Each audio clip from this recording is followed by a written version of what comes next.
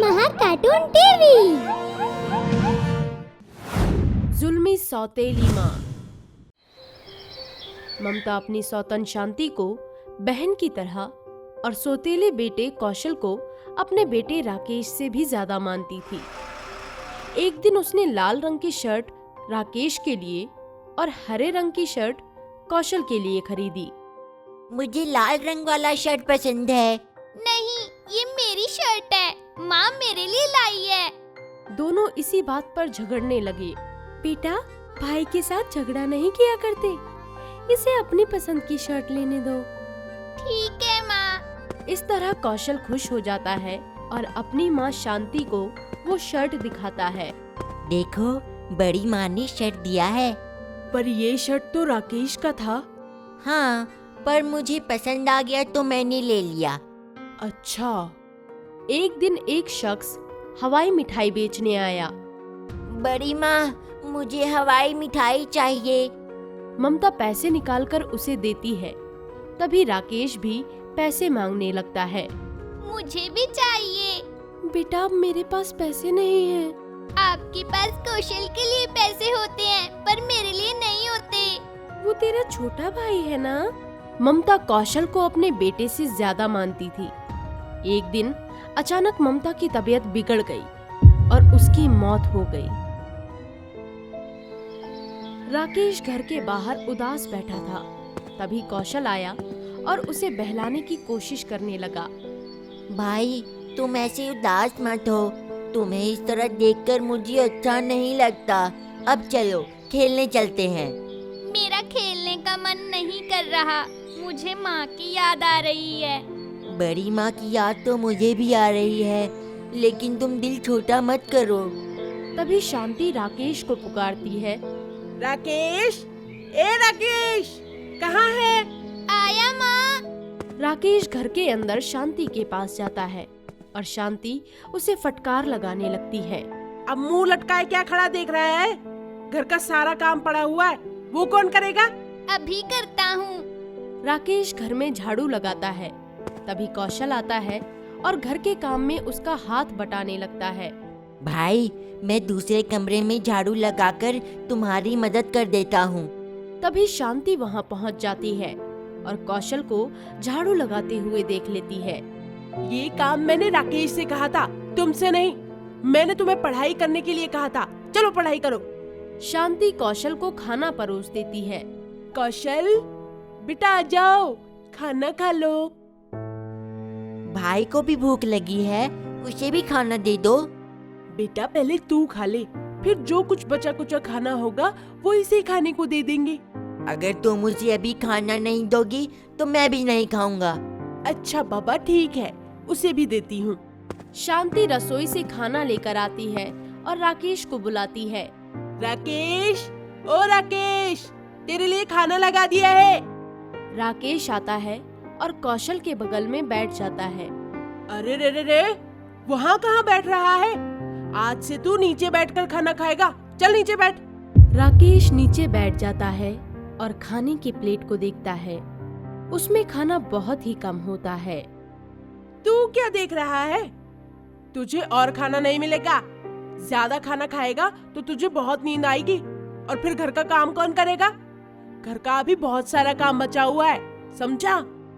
थोड़ा और दे दो, इससे मेरा पेट नहीं भरेगा। मैं भूखे पेट काम नहीं कर सकता हूँ। ठीक है, खाना खाकर बर्तन साफ कर देना। इतने सारे बर्तन साफ करने में बहुत समय लगेगा, लेकिन माँ ने कहा है तो करना तो पड़ेगा। घर का काम करने वाली चंपा घर में आती है। तभी शांति उससे कहती है। अरे ओ चंपा, अंदर कहाँ जा रही है? मालकिन, मैं तो बर्तन साफ करने जा रही हूँ। नहीं, आज से तेरी छुट्टी। आज से तू काम नहीं करेगी। हैं? ऐसा क्या हो गया? मुझसे ऐसी कौन सी गलती हो गई मालकिन? अरे नहीं रे, राकेश घर में खाली बैठा रहता है तो सोचा क्यों ना उसी से सारा काम करवा लूं। क्या? हाँ, अब तुम्हारी कोई जरूरत नहीं है। इससे हमारा कुछ पैसा भी बच जाएगा। मालकिन, आपने मुझे काम से निकाल दिया, मुझे इस बात का कोई दुख नहीं है, लेकिन आप राकेश से काम करवाती हैं। ये अच्छा नहीं कर रही हैं आप बिल्कुल भी। अभी उसके पढ़ने लिखने की उम्र है। अरे पढ़ने लिखने के लिए कौशल है तो सही। देखो तो, अभी उसकी माँ को मरे हुए 1 महीना भी पूरा नहीं हुआ, लेकिन आप उसके साथ अभी से सौतेला व्यवहार कर रही हैं। चल चल, मुझे मत समझा अब। तेरा हिसाब मैं बाद में कर दूंगी, अभी तू जा सकती है। शांति सपने में देखती है कि राकेश बड़ा हो गया है और उसकी संपत्ति का बंटवारा करवा रहा है। अरे करम जले, तेरी माँ को खा लिया तूने, शर्म नहीं आती? चल निकल जा यहाँ से। आज के बाद इस घर में कदम नहीं रखना।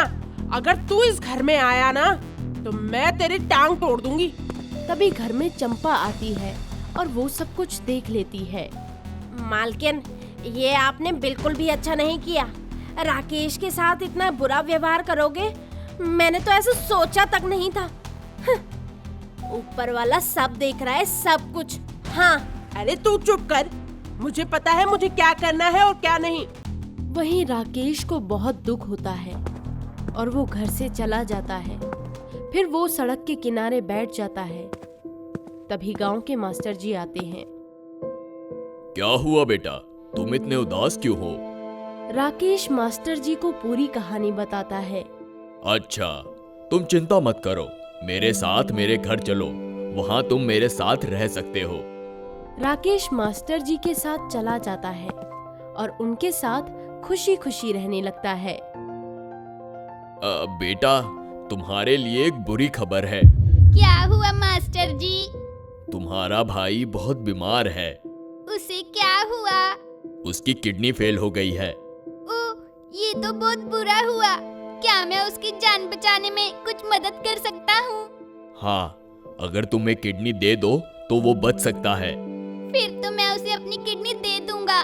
कौशल मेरा छोटा भाई है, मैं जीते जी उसे मरता हुआ नहीं देख सकता। ये तुम क्या कह रहे हो? उसकी माँ ने तुम्हारे साथ कैसा व्यवहार किया है, तुम्हें कुछ याद है? मेरी माँ ने किसी के साथ भेदभाव करना नहीं सिखाया। मेरे दिल में कौशल के लिए आज भी उतना ही प्यार है जितना पहले था। फिर तो तुम्हें उसकी मदद करनी चाहिए। तुम मेरे साथ अस्पताल चल सकते हो, वह अस्पताल में ही भर्ती है।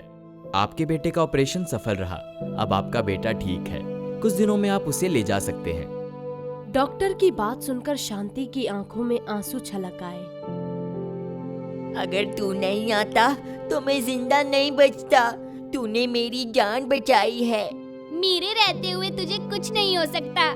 मैं तेरा भाई हूँ। शांति पर्दे के पीछे से राकेश की बात सुन लेती है और उसे बहुत शर्मिंदगी महसूस होती है। मुझे माफ कर दो, मैंने तुम्हारे ऊपर बहुत अत्याचार किया है, तुम्हें बहुत दुख पहुंचाया है ना। लेकिन तुमने उसे बुलाकर मुझ पर वो एहसान किया है जिसे मैं कभी नहीं भूल सकती। शांति को वो दिन याद आने लगते हैं जब उसने राकेश पर अत्याचार किए थे, उससे दिन भर काम करवाए थे और वो उसे खाना भी नहीं दिया करती थी।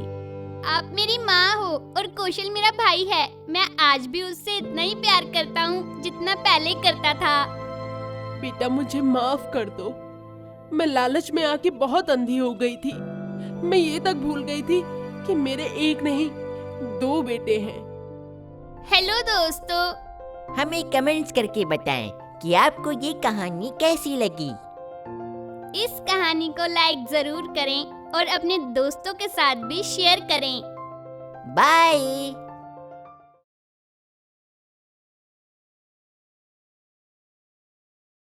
अगर आपको हमारे वीडियोस पसंद आ रहे हों तो इन्हें लाइक करें, चैनल सब्सक्राइब करें और हमारे कार्टून शो सबसे पहले देखने के लिए बेल आइकन दबाना ना भूलें।